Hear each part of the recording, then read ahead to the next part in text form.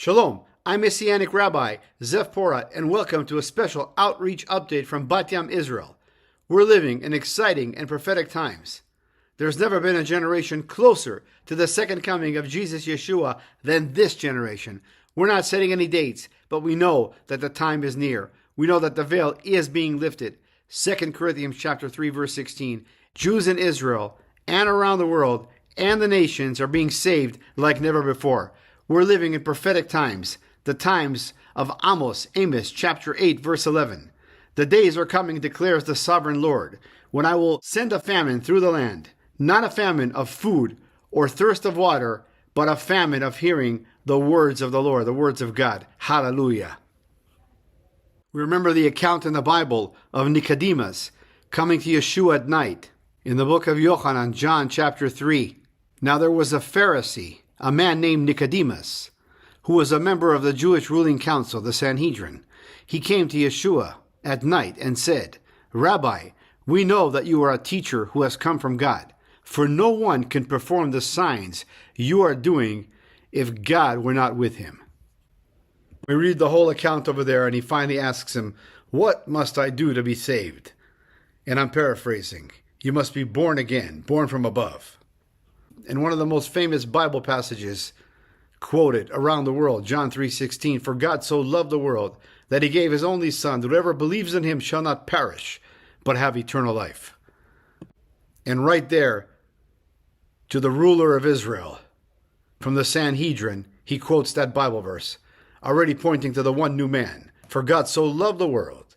And Nicodemus asks him, how can this be? And Yeshua says, you being a ruler of Israel, and you don't know these things?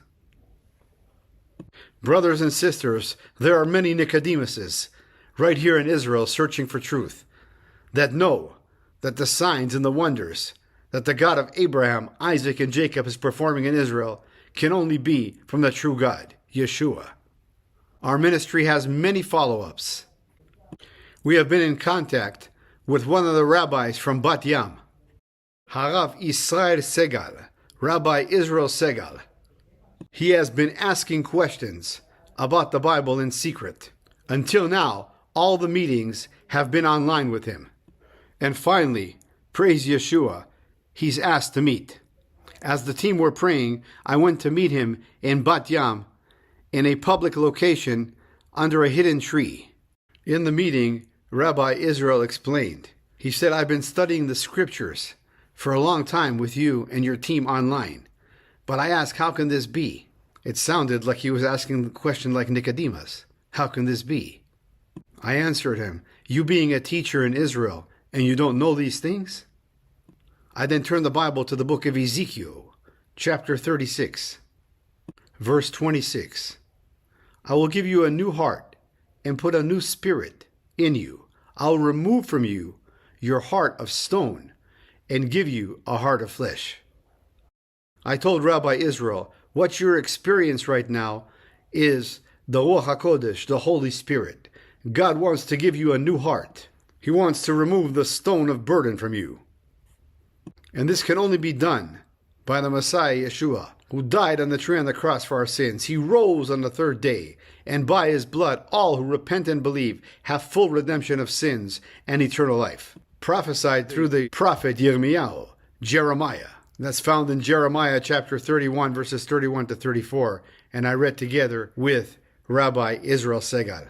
Yamim Baim, the days are coming, declares the Lord, when I will make a new covenant with the people of Israel and with the people of Judah. Not like the covenant I made their fathers on the day when I took them by the hand and bring them out of the land of Egypt.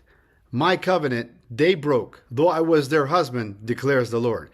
So we see right here that man breaks the covenant, not God. God cannot break covenants. For this is the covenant that I will make with the house of Israel after these days, declares the Lord. I will put my law, my word, within them, and I will write it on their hearts. And I will be their God, and they shall be my people. So this new spirit, this new heart that God wants to give you is through the new covenant, through what Messiah Yeshua did. Rabbi Israel looked at me right there under the tree and said, I see the verses I've been studying, but I'm scared. I told Rabbi Israel, Do not be scared. You have to make a choice. You know the truth, and the truth can only do one thing, and that is set you free.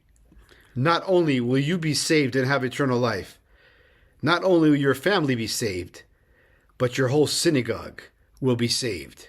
Even if you're not there and you have to leave, you'll continue to pray for them in the name of the King of Kings and Lord of Lords, Yeshua. It was clear that Rabbi Israel was struggling. He's been looking at the Bible verses for months.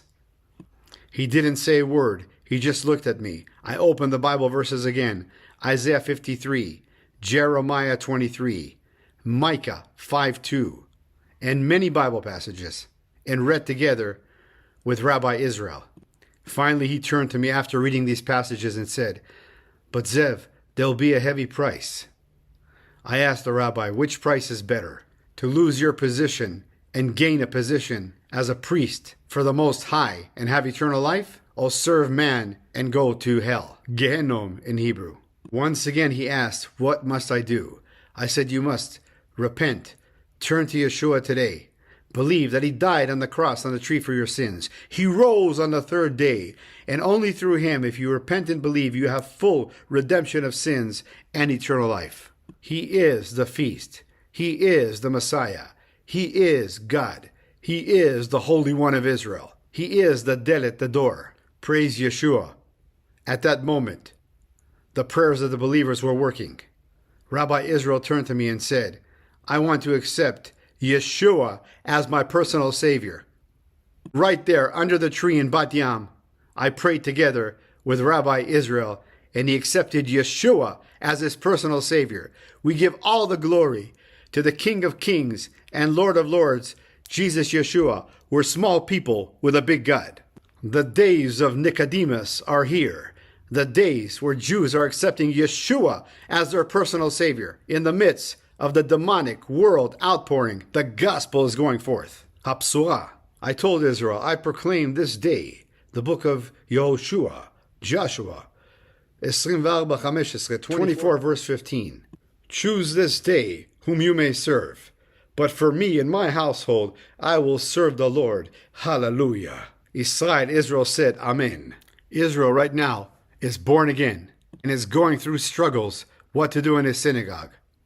We'll continue to pray for him as a new believer in Yeshua. Pray that he'll have the courage to stand up for truth.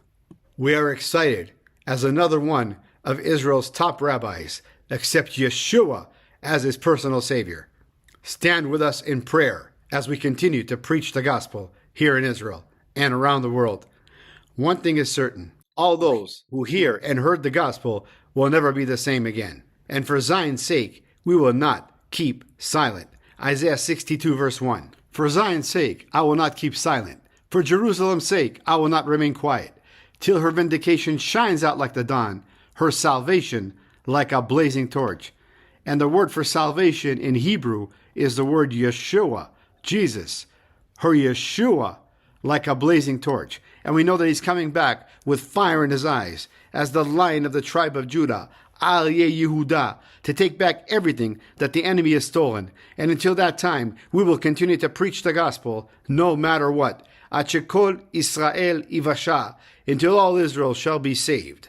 Romans 11:26. And of course we know that that's a spiritual Israel, Jew and the nations, the Gentiles, one in Messiah Yeshua. Until next time, I'm Messianic Rabbi Zev Porat, sending you blessings from Israel in the mighty name of the King of Kings and Lord of Lords, Al Yehuda, the Lion of the tribe of Judah, the great I am, Jesus Yeshua. Amen. Every knee shall bow, and every tongue will confess that Yeshua, Jesus, is God. Hallelujah. Amen.